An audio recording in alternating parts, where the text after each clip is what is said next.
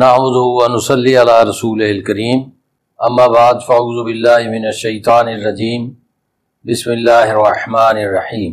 سامعین محترم، یہ سورۃ بقرہ کی آیات 176 اور 177 ان کا ترجمہ پہلے ملاحظہ فرمائیں۔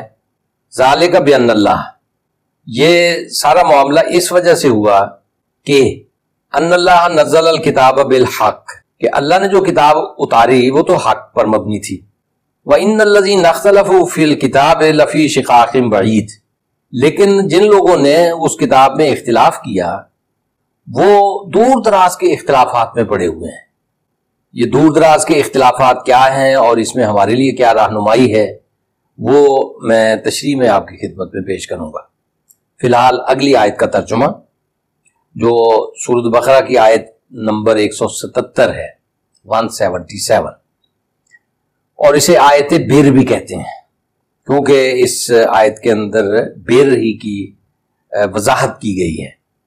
لیس البر ان تولوا وجوہکم قبل المشرق والمغرب، نیکی یہ نہیں ہے، بر کا معنی ہم نیکی کرتے ہیں، ترجمہ کرنے والوں نے بھی نیکی ہی ترجمہ کیا ہے، لیکن یہ اصل میں کیا ہے اس کی وضاحت میں تشریح میں کروں گا۔ ولیکن البر، لیکن لیس البر ان تولوا وجوہکم قبل المشرق والمغرب، لیس البر، ہرگز یہ نیکی نہیں ہے، ان تولوا وجوہکم، کہ تم پھیر لو اپنے چہرے کو، قبل المشرق والمغرب، مشرق یا مغرب کی طرف۔ ولیکن البر من آمن باللہ والیوم الآخر، لیکن نیکی یہ ہے کہ کوئی ایمان لائے اللہ پر اور یوم آخرت پر، والملائکۃ، اور فرشتوں پر، والکتاب، اور کتابوں پر، والنبیین، اور نبیوں پر۔ یہ ہو گیا ایمان، اور اس کے بعد ہے عمل، جسے قرآن مجید کہتے ہیں نا عمل صالح، یہ اس کی تفصیل ہے۔ وَآتَى الْمَالَ عَلَىٰ حُبِّهِ ذَوِي الْقُرْبَىٰ وَالْيَتَامَىٰ وَالْمَسَاكِينِ، وَآتَى، اور اس نے دیا، المال، مال، عَلَىٰ حُبِّهِ، اس کی محبت کے باوجود، چاہے آپ کہہ لیں اللہ کی محبت، مال کی محبت کے باوجود، یا کہہ لیں اللہ کی محبت میں مال دیا۔ کہاں دیا؟ اب اس کی ڈیٹیل ہے۔ یہ سارے کے سارے حقوق العباد ہیں، بندوں کے حقوق، اور بندے بھی وہ جو سماج میں کمزور ہیں، پیچھے رہ گئے ہیں، یا امداد کے مستحق ہیں۔ ہاں جی، کسی نہ کسی کمزوری کی وجہ سے وہ ان کو ضرورت مند ہیں۔ ہاں جی، پہلی بات یہ ہے کہ ذوی القربہ، رشتہ داروں میں مال کو مال دیا، والیتامہ، اور یتامہ یتیم کی جمع ہے، معنی ہے اس کا جس کا کوئی وارث نہ ہو، اور معروف میں ہم جس کا کہ باپ کا سایہ سر سے اٹھ جائے، وہ بچے جن کے باپ کا سایہ سر سے اٹھ جائے اور ان کا کمانے والا کوئی نہ ہو، تو یہ حد درجے کی محتاجی ہے۔ والمساکین، مسکین کا ترجمہ ہم مسکین ہی کر دیتے ہیں، لیکن اس سے پوری بات سمجھ نہیں آتی، وضاحت نہیں ہوتی، تو اس کے لیے اگر ایک لفظ ہے تو وہ غریب ہے، اور غریبوں کو مال دیا۔ تو تعریف اس کی یہ ہے کہ جو آدمی کماتا ہو لیکن اس کی کمائی اس کی ضروریات پوری کرنے کے لیے کافی نہ ہو، اس کو کہتے ہیں مسکین، عربی میں کہتے ہیں، اور اردو میں اسے غریب کہتے ہیں، یعنی غریبوں پر اپنا مال دیا، خرچ کیا۔ اگلی بات ہے وابن السبیل، اور مسافروں پر، والسائلین، اور سوال کرنے والوں پر۔ کوئی حاجت مند ہے، ضرورت مند ہے، آپ کے پاس سوال کے لیے آیا ہے، وضاحت میں بعد میں کروں گا، فی الحال ترجمے ہی پر اکتفا کرتے ہیں کیونکہ بات پھر ادھر ادھر نہ نکل جائے، ترتیب کے ساتھ اسی طرح ہم مضمون کے ساتھ وابستہ رہیں، جڑے رہیں۔ وَفِي الرِّقَابِ، اور گردنیں چھڑانے میں۔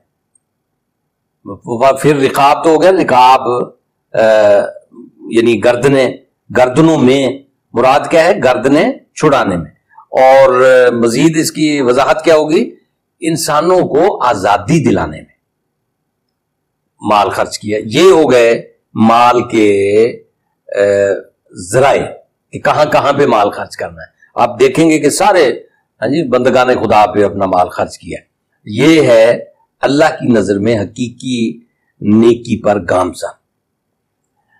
اگلی بات یہ ہے کہ اقامت صلاۃ و آت زکات، اور اقامت صلاۃ کی اور ایتاء زکات. اب مال خرچ کرنے کے بعد جو زکات سے بھی بڑھ کر ہے پھر کہا وہ آت زکات، تو اس کا مطلب یہ ہے کہ یہ اپنے لغوی معنوں میں ہے نشو و نما دی، یا نشو و نما کا کام کیا، نشو و نما دینے کا کام کیا. اور والموفون بعہدہم اذا عاہدوا، اور وہ پورا کرنے والے ہیں اپنے وعدوں کو جب وہ وعدہ کریں. یہ بھی نیکی کا اعلیٰ ترین درجہ ہے. اور اس کے بعد والصابرین فی البأساء والضراء وحین البأس، والصابرین، اور ثابت قدمی دکھانے والے ہیں فی البأساء، لڑائیوں کے اندر، والضراء، اور تکالیف میں، وحین البأس، اور میدان جنگ میں. اولئک الذین صدقوا، یہی لوگ ہیں جو سچے ہیں. واولئک هم المتقون، اور یہی لوگ ہیں جو متقی ہیں، سچ بولتے ہیں، سچ کر دکھاتے ہیں، اور سچائی کے علمبردار ہیں، اور متقی ہیں، یعنی اللہ کے قانون کی خلاف ورزی سے بچنے والے ہیں. تو سامعین محترم، یہ اہل کتاب کی ایک خامی بیان ہوئی ہے. اہل کتاب اور جو بھی عہد نبوی میں ایک خاص اصطلاح ایجاد کی ہے، عہد جاہلیت، یعنی رسول اکرم صلی اللہ علیہ وسلم کے دور سے پہلے انسانیت جاہلیت کے دور سے گزر رہی تھی، تاریکی تھی، اسے حق کا علم نہیں تھا. تو اللہ تعالیٰ نے انسانیت پر رحم فرمایا اور رسول اللہ صلی اللہ علیہ وسلم کو حق دے کر بھیجا، اور اس حق نے اجالا کر دیا، سارے عالم کو روشن کر دیا. قرآن مجید کی تعلیم سے تمام انسانیت منور ہو گئی. تو حضور حق لے کر تشریف لائے. اللہ نے اپنی کتاب میں پہلے بھی حق نازل کیا تھا، حق اتارا تھا. حق کیا ہے؟ کہ ایسی تعلیم جو اپنی جس کو ثابت کرنے کے لیے خارج سے دلائل لانے کی ضرورت نہ ہو، جو اپنے آپ کے اندر سچائی رکھتی ہو، حق اسے کہتے ہیں. اور حق میں نشو و نما پانے کی صلاحیت ہوتی ہے. قل جاء الحق وزهق الباطل ان الباطل کان زہوقا، جو فرمایا کہو کہ حق آ گیا اور باطل مٹ گیا. اور باطل ہے ہی مٹنے کے لیے.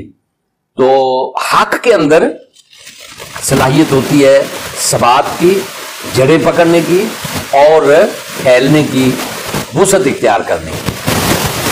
تو اللہ تعالیٰ نے تو ایسی تعلیم دے کر بھیجی.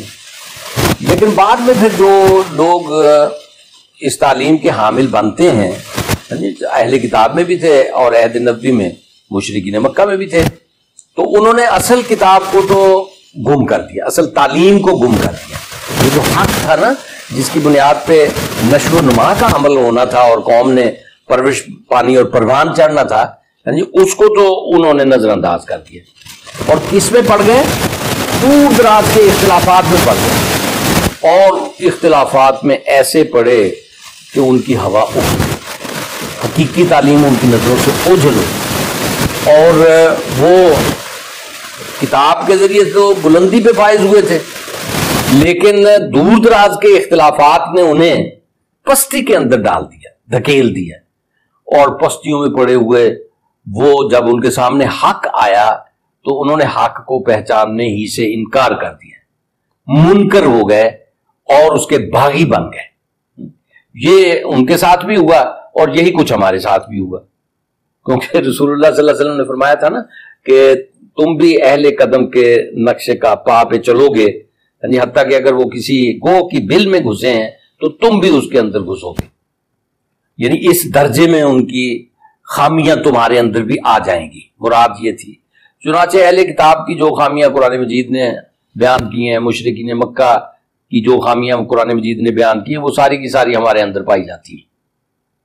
تو اب وہ اس پس منظر میں آپ اگلی آیت کو پڑھیں کہ جس میں اہل مذہب جو ہے نا وہ کشمکش میں مبتلا ہے، وہ آپس کے اندر لڑ رہے ہیں، وہ ایک دوسرے پر برتری حاصل کرنے کی کوشش کر رہے ہیں، اور ایک حق اپنا اپنا حق ہے ان کا، اور وہ حق دوسروں سے منوانے کے لیے جو اس کو نہیں مانتا اس کو دائرہ اسلامی سے خارج کر دیتے ہیں، اور جو مانتا ہے اور وہ پھر عقیدت مند بن جاتا ہے اور وہ اندھی تقلید کرتا ہے ایسے اپنے اپنے اپنے لوگوں کی، اور امت کو فرقوں میں بانٹا ہوا ہے، اور ہر فرقہ اپنے آپ کو ناجی کہتا ہے، یعنی نجات حاصل کرنے والا، اور اس بنیاد پہ دوسروں کی تردید کرتا ہے اور تکفیر بھی کرتے ہیں. کم از کم یہ تو ہے کہ دوسروں کے خلاف نفرت پیدا کرتے ہیں اور ان کو اپنے دل میں جگہ دینے کے لیے تیار نہیں ہیں اور ان سے قربت کے تعلقات قائم کرنے کے لیے تیار نہیں ہیں. یہ صورتحال ہماری بھی ہو چکی ہے. اور لڑائیاں کیا ہیں؟ لڑائیاں ایسی ہیں کہ جو نظری مسائل ہیں یا مدت دراز سے 14 صدیوں سے 12 صدیوں سے یعنی جو مسلمانوں کے اندر وجہ تنازع ہے اور حل نہیں ہو پائے، اور ان کو بس اپنے دلائل دہرائے چلے جا رہے ہیں. جی ہر گروہ جو ہے وہ اپنے اپنے حق میں دلائل اور اس کو موضوع بحث بنایا ہوا ہے جو طے نہیں ہو سکتے، یا جو اللہ کے کرنے کے کام ہے وہ اپنے ہاتھ میں لیے ہوئے ہیں. ایمان کا فیصلہ کس نے کرنا ہے؟ اللہ نے.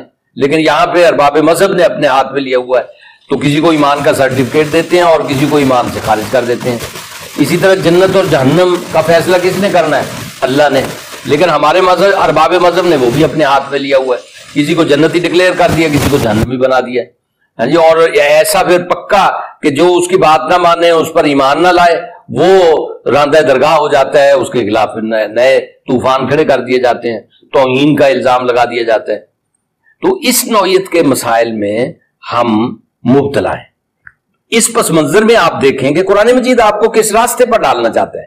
قرآن مجید کے نزدیک حق کیا ہے یا نیکی کا اعلیٰ درجہ کیا ہے، اس کی طرف ہمیں توجہ دینی چاہیے، جس طرف آپ کو ہمیں قرآن لے کر جاتا ہے، نہ کہ اس طرف کہ جس میں ہمارے ارباب مذہب نے ہمیں الجھایا ہوا ہے اور لڑایا ہوا ہے اور ایک دوسرے کے ساتھ پھنسایا ہوا ہے.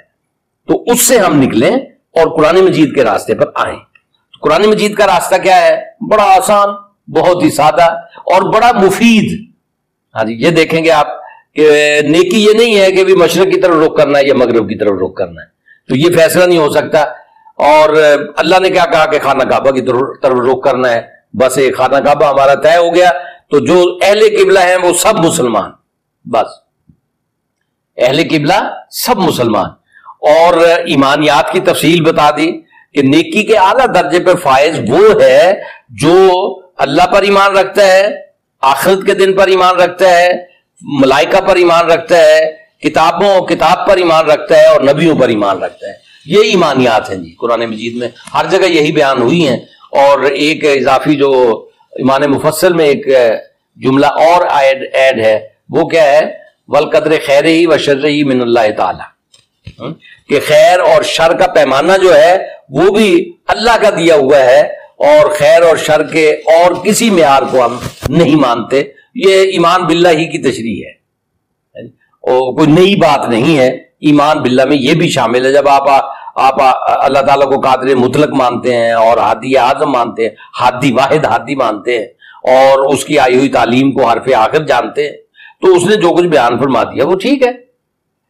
تو یہ ہو گیا یہ ایمان اللہ پر، آخرت پر، ملائکہ پر اور کتابوں پر اور نبیوں پر. یہ ایمان ہے جی، جو ان پہ ایمان رکھتا ہے اس کا ایمان کامل. باقی جو تشریحات ہیں یہ ساری کی ساری انسانوں کی اپنی ہیں، دماغ کی پیداوار ہے، علم کلام ہے.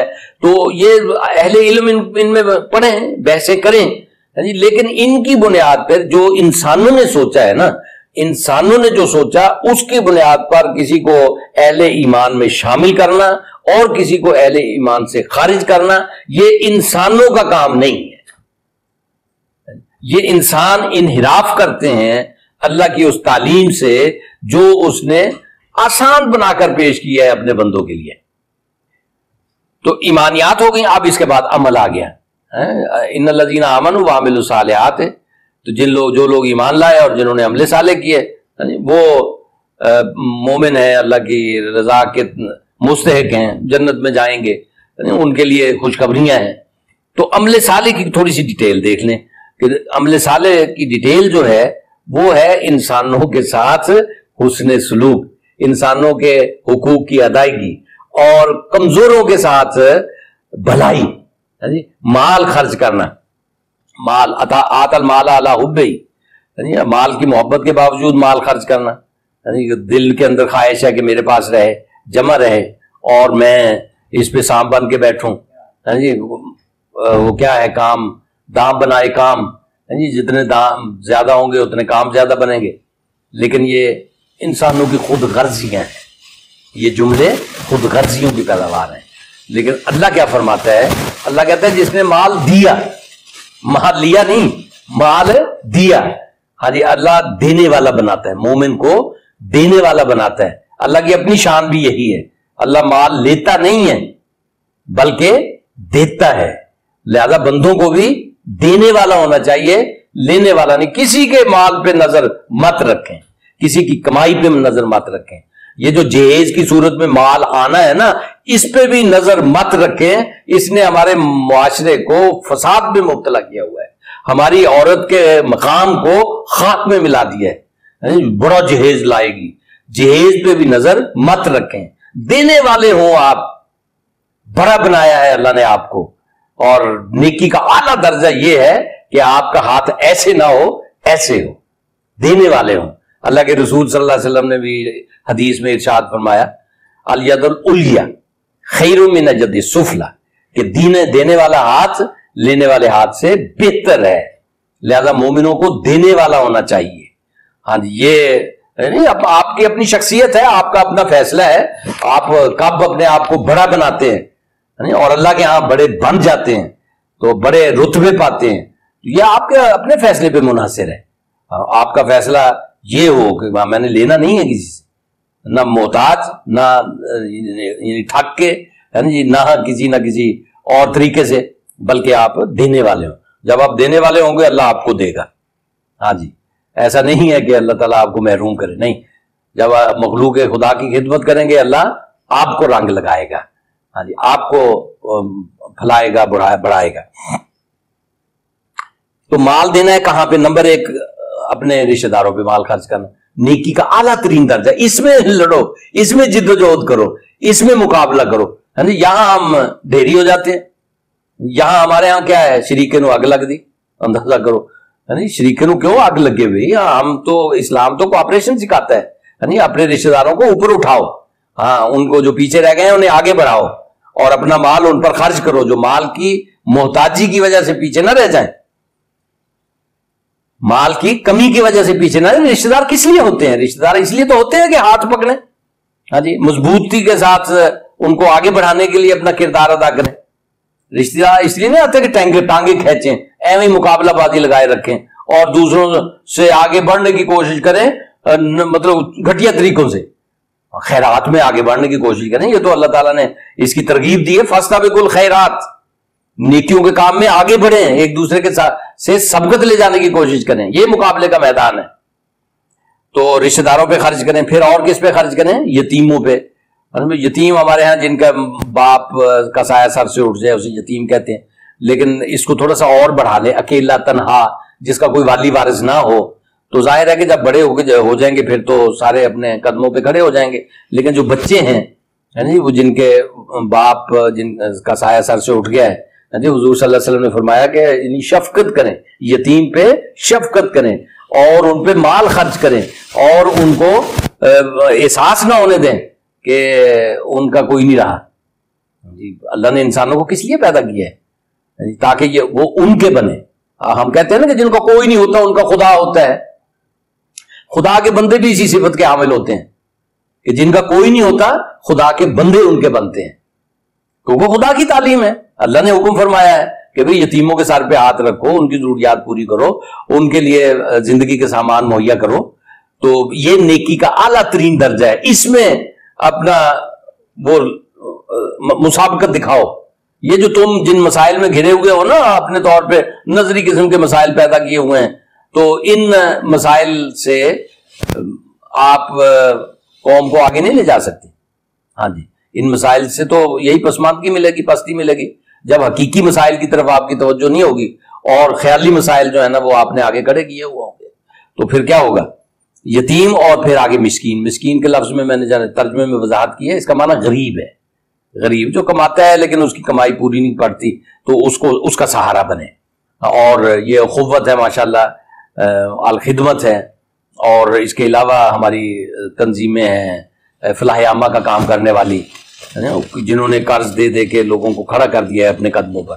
مسافر بھی اس لائق ہیں, اس کے مستحق ہیں, کیونکہ مسافر جو ہے نا جی وہ ظاہر ہے کہ گھر گھر ہوتا ہے, سفر سفر ہوتا ہے, اگرچہ سفر وسیلہ ظفر ہے جی, سفر کامیابی کا زینہ ہے, اور جو سفر کے لیے نکلتے ہیں اللہ ان کے ساتھ ہوتا ہے. کوئی اچھا یعنی جس سے ہم محسوس ہو کہ یہ لوگ جو ہیں وہ ایک دوسرے کا خیال کرنے والے ہیں. اصل تو کام حکومت ہی کے کرنے کے ہیں, لیکن جو صاحب خیر ہیں, صاحب استطاعت ہیں, یعنی توجہ دلائی ہے اللہ نے کہ نیکی کے اصل کام یہ ہیں. ہاں, یہ ان میں اپنا صلاحیت صرف کرو.